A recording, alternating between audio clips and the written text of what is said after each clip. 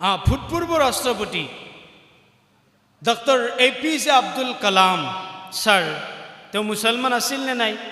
মুছলিম আছিল আমাৰ দেশৰ ৰাষ্ট্ৰপতি আছিল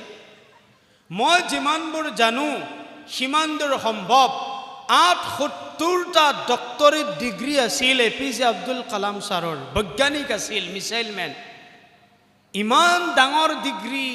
ইমান ডাঙৰ দেশ এখনৰ ৰাষ্ট্ৰপতি তেওঁ কামিয়াব আছিল নে নাই দুনিয়াত জৰুৰ কামিয়াব আছিল জৰুৰ কামিয়াব কিন্তু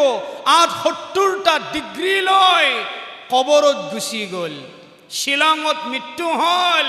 ইমান ডাঙৰ এখন দেশৰ ৰাষ্ট্ৰপতি হয় কবৰত গুচি গ'ল কবৰত যোৱাৰ পিছত ফিৰিস্তাই এই বুলি কৈ সৱাল জবাব বাদ দিব নেকি